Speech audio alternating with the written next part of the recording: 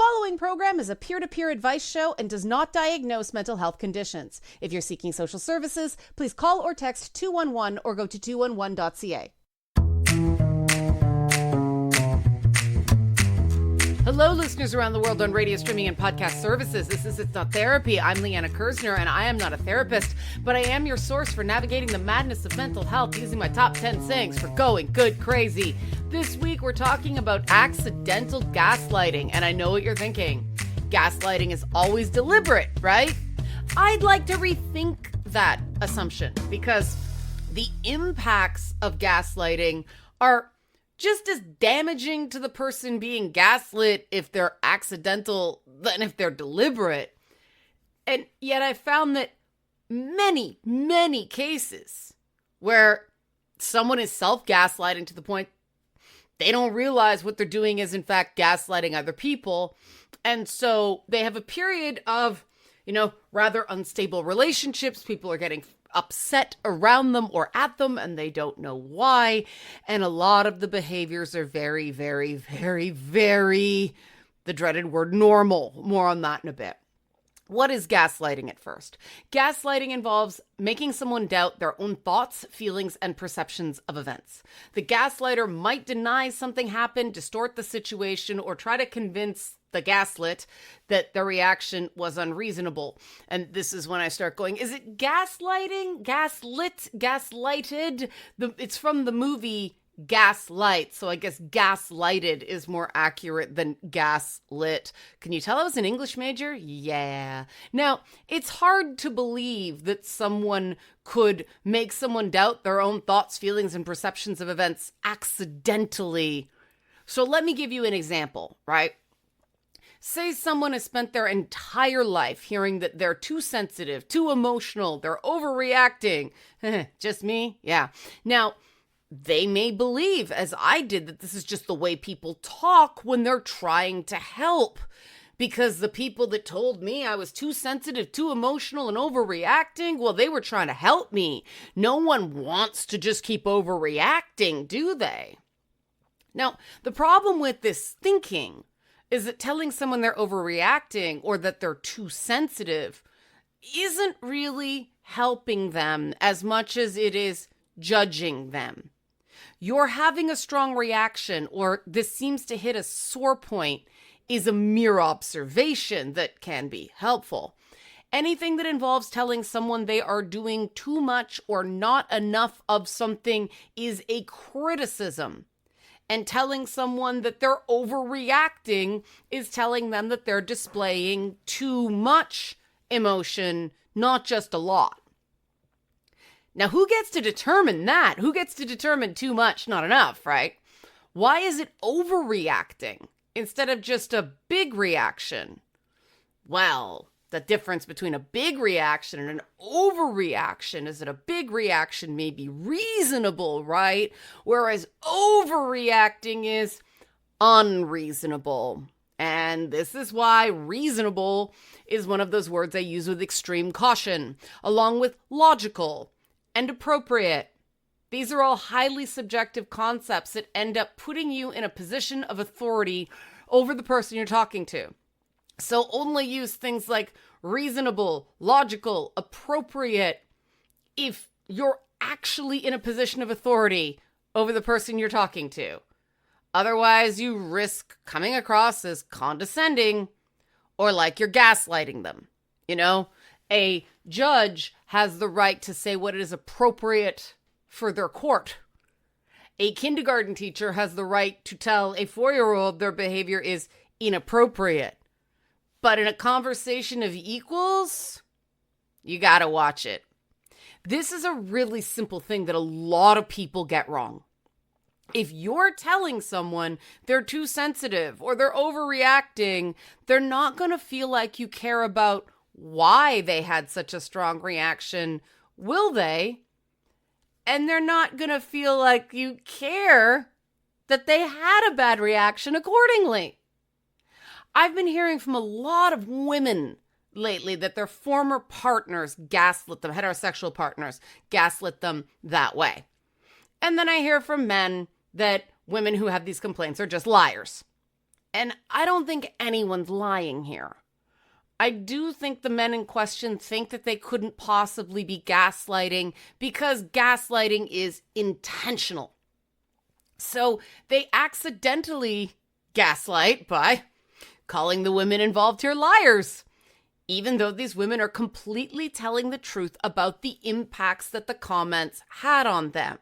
Comment like "you're overreacting" causes someone to doubt their own reactions to a situation. And if you can't trust your gut, what can you trust? The importance of intents, the perceived importance of intents, is a major difference in gendered socialization. So it's worth taking some time on this stuff in context, even though, most people would rather slide down a razor blade into a pool of iodine than talk about gender. Right, here we go. Men, generally speaking, broad strokes, are taught that intentions matter far more than women are taught that intentions matter. Women are often taught that outcomes matter, not intentions. If a woman upsets someone, it doesn't matter if she means to. She's taught from childhood, from as long as she has memories, that if she upsets someone and she doesn't apologize and change, the likelihood that it will be held against her in a meaningful way is very, very high. And, frankly, the best way to show that you didn't mean to do something is to care about the impact it had. If you skip the "I care" step, your "I didn't mean to" comes across like "I don't care that it had that effect." Of course, men are supposed to deny things bother them, even to themselves, right? So among groups of men, "I didn't mean to" can often be sufficient to diffuse the conflict, at least on a surface level. Among women, however, "I didn't mean to" tends to read more like "you're not allowed to be upset with me," or "you're being mean for not dropping this." And being mean, that is the worst thing a woman can do in groups of women, right? The movie's called Mean Girls. Either way, if "I didn't mean to" is your entire communication, that's not being accountable to the other person's feelings. "I didn't mean to upset you, but I'm sorry that I did" is, approaching a complete statement. If you did make a mistake, for God's sakes, own it. Don't just focus on the feelings. It's not the end of the world. "I didn't mean to upset you, but I see now that I spoke thoughtlessly." That's much better. "I didn't say that" is another big instance of accidental gaslighting. It's not that it's inherently wrong. Sometimes you actually didn't say what the person claimed. But if you think about what it said, you're calling a person deluded or a liar when you just flat out say nothing remotely like what they claim came out of your mouth actually came out of your mouth. Well, everyone gets defensive sometimes. Sure, I know I do. Habitually shutting conversations down cold with "I didn't say that, I didn't do that, we have different memories," that will damage the relationship because it starts to look like you don't care about the other person's perspective, well, because you're flat out dismissing it. And eventually that starts to look like you don't care about the other person. Even if you're 100% right that you didn't say it. We're going to be exploring this conundrum a lot this episode. Many people have trauma surrounding not being believed. I know I do. They, therefore, and I speak from a reformed person in this way, need to control the flow of the conversation more than is healthy. No two people will have the same memory of even simple exchanges. If could only be a word or two different, but sometimes that word or two is extremely significant to the meaning. When it comes right down to it, everyone has to ask themselves if being right is worth damaging the relationship, because gaslighting, even of the unintentional variety, can cause significant emotional distress in the person on the receiving end of it. Anxiety, depression, loss of self-esteem, and giving control over decision-making to the gaslighter are all potential damaging effects, even of accidental gaslighting. There are detrimental effects for the accidental gaslighter, though, too. Repetitive gaslighters, even of the accidental kind, become known for always needing to be right. They're known as too controlling, even dishonest, unaccountable, immature, and difficult to deal with. Again, this is all even if you don't intend to gaslight. You're just standing up for yourself or defending yourself or telling your truth, right? The challenge with identifying when you're being gaslighted, or whether you're gaslighting yourself, is that so many hurtful and harmful behaviors are completely normal these days. And I'll get to that after the break, right? Do you have a story you think would be good for the show? Are you interested in sponsoring the show? Liana at nottherapyshow.com is my email. Nottherapyshow.com is the website. At nottherapyshow on social media. Gaslighting. Are you accidentally doing it? Even if it's totally normal on It's Not Therapy.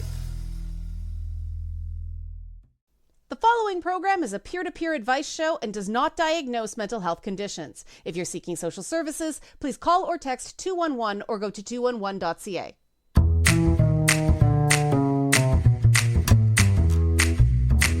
We're back on It's Not Therapy. I'm still Liana Kersner. I'm still not a therapist. We are still talking about accidental gaslighting. And this is a sensitive subject because many people know gaslighting is a bad thing. And because it's a bad thing, they're unwilling to admit that they themselves do it.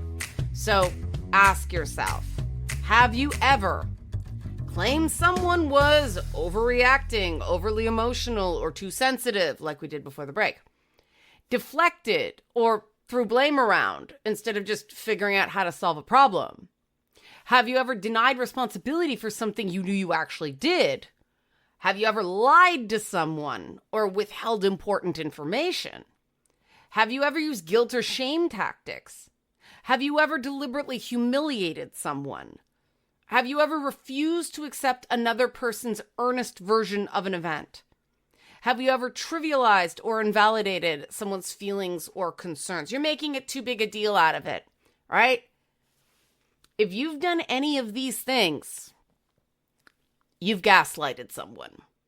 But oh, come on, everyone does this stuff, right? Yeah, but that doesn't make it right. A lot of normal behaviors cause damage, which is why I'm not big on the concept of normal. Clients ask me all the time, is this normal? I said, you've come to the wrong place to ask about normal. I am not normal. I am good crazy. But normal people get very upset at the idea that they can't accurately interpret reality. So normal cuts both ways on the accidental gaslighting behaviors. Plenty of things that are normal are also hurtful and even harmful, right? Bullying is normal. Binge drinking is normal. Smoking weed is increasingly normal. None of these things are overall healthy. I know, THC is used in appetite stimulation, all that stuff. But right, most of the time, if you're just doing it recreationally, it may be fun. It's not exactly good for you. The element of accidental gaslighting I get the absolute biggest pushback on is the idea that rejection of someone else's recollection of events is gaslighting. Because, I don't remember it that way. Am I supposed to lie? Hear me out here. Human memory is a complex thing. Human memory is subjective. It's subject to filters based on our past experiences, personalities, the way we chain things together. It's a combination of what happened, bald facts, and our feelings connected to what happened, as well as the narratives we create in our own heads about what the event means. So even without actual false memories, which sometimes do happen, two people can have profoundly different recollections. And that is not permission to go around going, you're having a false memory this time. No.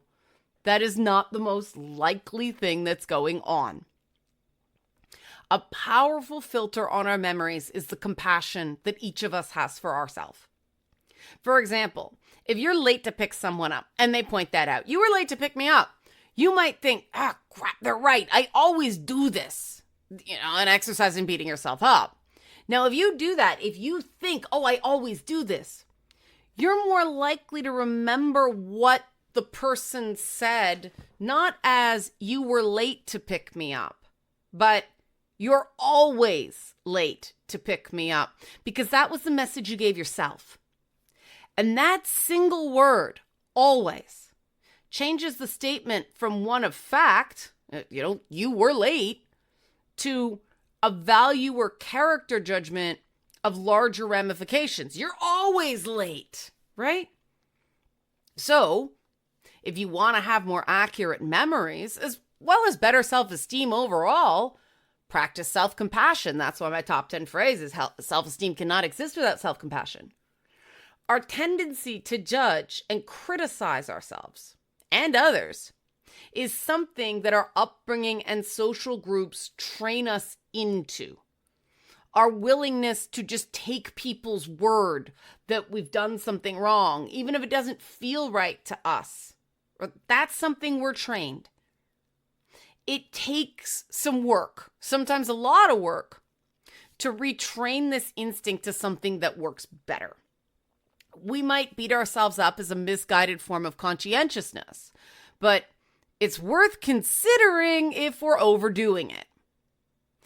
We all engage in social comparisons as well. So not just whether we think we made a mistake or we think, don't Homer Simpson, right? Our brains love to agonize over where we fit in the world. Some of us tend to compare ourselves to people who are doing better than us. That's why scrolling Facebook makes us feel kind of depressed. Others seek out people who are doing less well than us so we can feel superior. A lot of us do a combination of both. And if this, judgment machine gets overactive, we end up struggling to compromise or back down over pretty silly things because everything is a game of who has higher rank in the group. No one likes to feel weak or powerless. There's a reason I say healthy goals are based on things you can control, top 10 phrase. But this feeling of powerlessness based on these social comparisons, based on our lack of self-compassion, this is something we can reframe so we don't have to be right every time. I get that being right makes us feel useful, but think about it. Do you like being around someone who has to be right all of the time? If you don't like that, don't be that guy. If the detail you're fighting over isn't essential, there's no reason to cling to it. And you'd be surprised that once you start looking at, is this really important? You'll find out a lot of things really aren't. In fact, you'll be seen as more likable, more compassionate to other people, and you'll figure out who the bullies are and who the bullies aren't if you yourself compromise more. For instance, if you're on the receiving end of that person who misremembered you saying they were always late, you're pretty sure that you didn't say always because that's something you've been actively avoiding. But the other person is adamant, incorrectly, that you said always. It sucks to be falsely accused. These sorts of arguments are among my least favorite because, well, first of all, they're pointless. But if the other person digs in, then I have to cave, and then I do feel bullied. But see, that's my emotional frame. That's why it's very important to separate I think from I feel. It's the pressure for me of being in the public eye and people demanding that I be letter perfect on all things connected to mental health and communication, or else they pronounce rather loudly and very publicly that I am terrible at my job. Some people even say that I'm dangerous to people's mental health. And it takes some work to remind myself that that's a crock. I do feel this surge of panic, of anxiety when people say this. Because like, oh my God, what if all these bad things happen, right? What if people believe this? That would be terrible for my business, right? But I know I take every possible step to be responsible, including calling this show It's Not Therapy. So the people that are aware that I'm not attempting in the slightest to be an authority over them or their life. I'm just giving people alternatives that I find work better. Again, good crazy instead of normal, bad crazy. So I usually end up backing down in these arguments of who said what, because even when there are text records of something, two people can look at a sentence and see two completely different things. There can be video recordings of something, and people will read different things into facial expressions, tone of voice, etc. What's dramatic in my eyes may seem vulnerable to someone else. Something I think is incredibly phony might seem totally authentic to someone else. These are all subjective judgments, and subjective judgments are what make us individuals. So if someone keeps accusing me of saying always when I know I didn't, and I don't want to cut ties with that person because, oh my God, you can only have that fight so many times, I'll say something like, look, in my frustration, I was clearly too harsh, and I'm sorry about that. The person will often then apologize for being late. And they had apologized previously for that. So you said always, and you're not supposed to say always. They immediately get defensive about being late because they were beating themselves up. And the minute I'm sorry I was too harsh. I'm sorry I was late. And this drives me crazy. Because at that point, I'm thinking, they totally knew they'd messed up. But they weren't going to apologize until I did it first. They were standing on ceremony. And, whoa, that tells me that person is insecure. And the problem is that kind of insecurity is infectious. I don't like being around it. That is poo-poo for me, okay? I have to be humble enough to listen to people for a living and laugh at myself when I start saying it is poo-poo for me and things like that.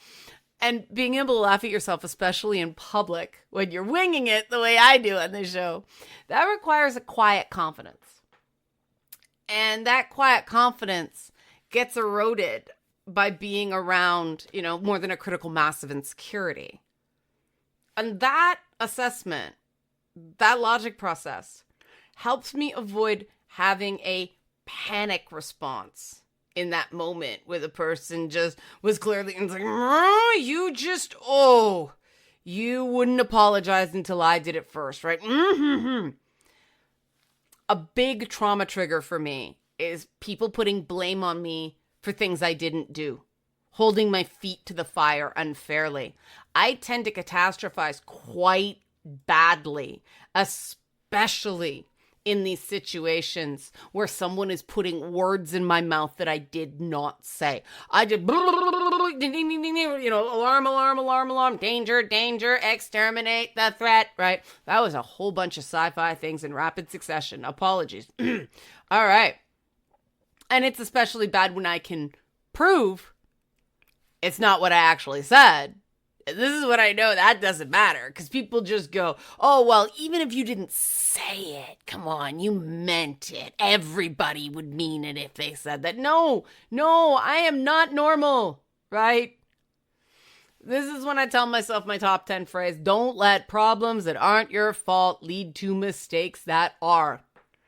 Because accidental gaslighters usually self-gaslight, like in that scenario. I know I have to watch the self-gaslighting, in part because I'm so frequently backing down in these fights about who said what to who, right? It wears on you after a bit being always the one who has to back down first, or frequently the one that has to back down first. See, I caught myself on the always. But it's not just that.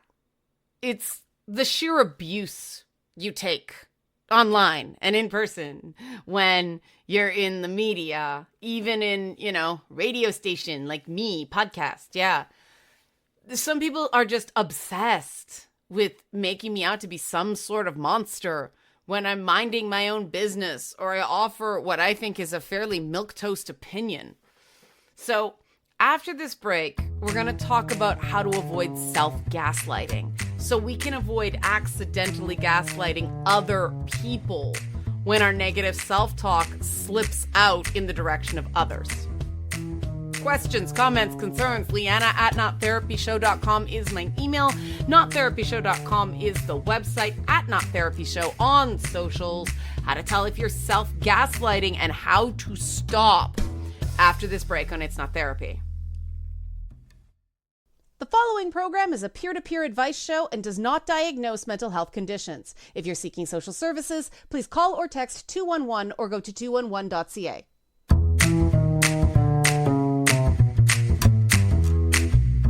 We're back in It's Not Therapy. I'm still Liana Kersner. I'm still not a therapist. We're still talking about accidental gaslighting. How do you know if you're doing it? And we're at the part we talk about self-gaslighting, a major precursor to accidentally gaslighting other people. Now, self-gaslighting is deliberately feeding yourself messages that make you doubt their own thoughts, your own feelings, your own perception of events. If you're constantly telling yourself when you feel a feeling and you're like, it's nothing, I shouldn't bother it. Don't let it get to me. Don't let them get under your skin, right? You may have heard these things as motivational pep talk framing, but they're really not. By the time you're telling yourself, don't let them get to you, surprise, they've already gotten to you. And making yourself feel like you did something wrong for having feelings is a form of self-gaslighting. If you're telling yourself you're too sensitive, you're too emotional, you're overreacting, it's nothing, they didn't mean it, you're just too or not enough, right? You are self-gaslighting. And the big problem with that is that you're not validating your own feelings. And if you can't validate your own feelings, nobody else can do it for you. Because even when people do offer you validating messages, they don't feel honest. They don't feel real because they don't reflect your own self-concept. And also, let's face it, being too hard on ourselves leaves us less resilient for the other emotional tasks we have to do in life. So how do we stop doing it? Well, first of all, your feelings are your feelings. It's not too much. It's not enough. Are they having a negative impact, right? Is it, you can see where you got there from the actual facts of the present? Or is there something coming up from the past? Do you feel, like you're not in the present in certain moments? Do you feel like a little kid instead of an adult who has some control over their life? If you experience this, the best thing you can do for yourself is go get some sort of counseling, some therapy, so you can get a trauma diagnosis, find out what type of PTSD you have, and actually start learning how to adapt to that reality. PTSD is not so much a mental illness. You are still aware of reality. It's an emotional injury. So you can walk, it just hurts like heck because your leg hasn't healed right. Now, say you do start to think, these emotions I'm having, they're really big. They knock me flat. If you can't get out of bed, there's every so often we can't, so tired, can't get out of bed. That was me last week. But, if that's happening more than infrequently, you deserve better. My cat's agreeing. if you have periods where you're staying up all night and you just can't rev down and you feel like you're flying and can absolutely do anything, you are a god straddling the world, that might be mania. If you have a tendency to fly high and then crash, this may be a chemical imbalance. It may feel great during the manias, but they're not long-term good for your health. You can really wreck your life in those manic phases, but also the crashes are usually pretty terrible. And again, you deserve better. Do you notice I don't say you have a problem? I say you deserve better. And for the people out there concerned they might have a very serious mental illness, including personality disorders, I work with numerous clients with personality disorders. They are wonderful people. That is not an indication of your character. You deserve better. There are treatments out there that really do lead to better quality of life. I'm living proof. And the first step is reframing that I've got a problem, something's wrong with me, I'm broken, to I deserve better than this. Happiness is real, and you can have it, like, not all the time. Everybody has some lousy periods. But if you don't see hope, if you don't see, future in your own life, this is the time where you deserve better. Things are going to have to change, but everybody deserves better than misery. Even the worst person in the world, they won't be so awful if they're not absolutely miserable. And so talking to yourself the way you'd talk to a good friend, that is the art of self-compassion. Now, if you're one of those people who tell your friends, you're stupid, what's wrong with you? Well, you may not be the best friend. But you know what I mean. Otherwise, we're usually gentler to those around us than we are to ourselves. A lot of people let the people around them off maybe too easy. Definitely a lot easier than we let ourselves off. And too easy in this case. I know too much, not enough judgments. Right. This is a judgment you can make, because if the people around you are violating your boundaries, you're not setting proper boundaries. You are letting them off too easy, and you are being too hard on yourself. You are the only person qualified to make that decision for yourself, because you're the only one who truly knows what your emotional state is at any given time. Now, if you don't know what you're feeling, if you're not feeling your feelings, well, that's a sign that you've probably been chronically gaslit your entire life, in that you're too sensitive, you're overreacting sort of way. If having feelings tends to create a negative feedback loop, well, we just ignore them. It's nothing, never mind, I'm fine. You know that way some people say I'm fine when they're really not fine? Drives you bonkers, doesn't it? But it takes a lot to not fake fine, not fake well. And we all have to do it sometimes when, you don't trust the environment. You don't let them, you don't want to let them see a sweat. But around people who ostensibly care about us, if you're faking well, if you're faking happy, something's really wrong. And a lot of us, it goes back to that gendered hierarchy I was talking about that really kicks in earnest during the teenage years, like starting around the 7th grade. We see something pretty profound start to happen to girls around the age of 13. Academic achievement starts to decline, mood starts, being not great. Oh, that's just teenagers, right? It's not just the hormonal changes. It's that the teenage years are a hellscape. They always have been. But with social media amplifying everything now, it's a tough time to be a teen. But there's never been a good time to be a teen. And girls, we start seeing it at around the age of 14. By the time it kicks in boys, around the age of 15, girls are starting to kind of, sort of begin to climb out of it. It might take until, they're 17, 18. But boys, empathy just goes at the age of 15. They get into those monkey see, monkey do dynamics that we dismiss as boys will be boys.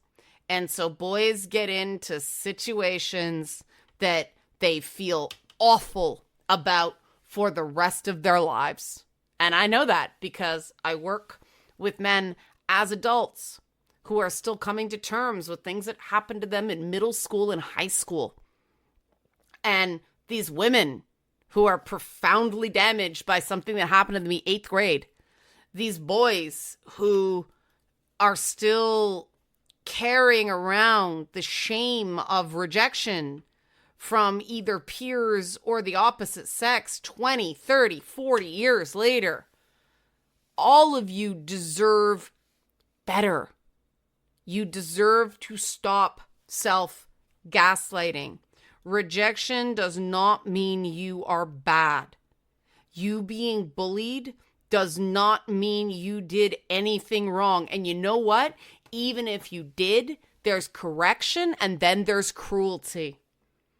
And because of these nasty junior high and high school hierarchies that extend far into the gendered socialization of adulthood, the weird pack mentality that surrounds team sports. And yes, team sports are great to learn cooperative skills, but it shouldn't mean you sacrifice your entire individual identity. Learning things like makeup and fashion, that's great if you're doing it to feel your best, be your best self, right? If it's causing you to be acutely aware of all your flaws, so to speak, though that's highly subjective, that's gonna hamstring you throughout your entire life. And I speak as someone who struggles with this quite badly, to the point that I don't even know what's supposed to be attractive anymore. It just seems to come and go like the blinking wind, and social media is not a great place to determine your appeal to other people. Real life isn't a great place to determine your appeal to other people, because everyone is so riddled with anxiety that very few people have the capacity to truly appreciate another person, because they're afraid that if they give an honest compliment, they will come across as creepy or desperate or crazy. Now, I am good crazy, so maybe that's why it bothers me less. But these are all the ways we self-gaslight. We set the thing we compare ourselves to of some kind of ideal or perceived perfection. And no one can hit that. Certainly not on a regular basis. We might have one great day where everything sings. But if that's what you need to be happy, you're not going to achieve sustained happiness. You have to figure out what's good enough, and you're the only person that can set that standard for yourself. I will say, though, that being around other people who have achieved the ability to compliment and affirm others sincerely. I'm not talking about flattery, right? Healthy goals are based on things you can control. Top 10 phrase, right? If somebody's going, oh, you're the most beautiful person in the world, and you know that, yeah, objectively, that's not true. This is what I mean. about no matter how much someone validates you, if you don't believe it, it's not going to feel good. It's going to feel like someone's got an agenda, right? And maybe they don't. Maybe you're just self-gaslighting. So we got to take one more break. When we come back, I'm going to give you some alternatives to self-gaslighting and gaslighting others based on some of the examples we've been talking about the whole show. Questions, comments, concerns, any feedback whatsoever, suggestions for other topics. Hey, I like your show a lot. Liana at nottherapyshow.com. Nottherapyshow.com is the website. At nottherapyshow on socials. We'll be back. How to stop accidentally gaslighting yourself and others on It's Not Therapy. The following program is a peer-to-peer advice show and does not diagnose mental health conditions. If you're seeking social services, please call or text 211 or go to 211.ca. We're back in It's Not Therapy. I'm still Liana Kersner. I'm still not a therapist. We're still talking accidental gaslighting. And now we get to the end of the show where I talk about how to fix it, how to stop. All right. Now, some of these things that people accidentally gaslight, things like, reactive lying, denying responsibility, not admitting fault. Those are long-term things that are going to come from improving your self-concept, improving your self-esteem through self-compassion. Having self-compassion does not mean denying you did anything wrong. It's separating did a bad thing from am a bad thing. And it's separating tactical mistakes from something morally wrong. I'm glad when somebody tells me, this comment hit me the wrong way. It happens in videos all the time that I do on my YouTube channel because, then I have the opportunity. Every Friday I do feedback and I can use that awareness to go, okay, look, if anybody else thought that way, no, I absolutely did not mean that, right? But I don't think I did anything wrong there. Certainly not morally. It's just everybody, like I've said in the show, sees and hears things through their own filter.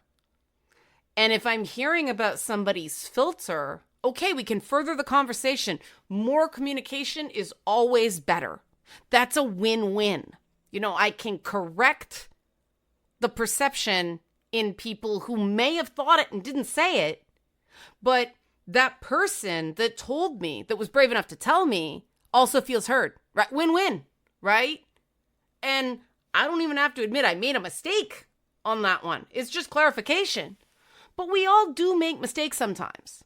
And if we are really hard on ourselves, it's harder to admit those mistakes to ourselves as well as to others. So talking like, I made a mistake, it's okay, we all do it, how do we fix it, is much better than stupid, worthless waste of, so on and so forth. Anytime you catch yourself sounding like anything Donald Trump says, you are being cruel to yourself. Good rule. He loves the worthless insult. Worthless, weak, stupid. He's an idiot.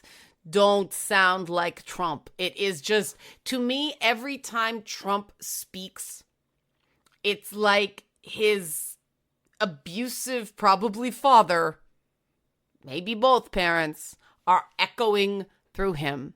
I don't know if this is so. I'm just telling you what it sounds like to me, because happy people do not feel the need to chronically mock, humiliate, trivialize, and shame people. That's not the mark of a healthy person who talks to themselves well. Because usually the way people talk to others is the way they talk to themselves. And if there's that big a difference between how they talk to themselves and how they talk to other people, well, you might be dealing with a narcissist there. I just assume that the people being really cruel, their biggest victim of that cruelty is themselves.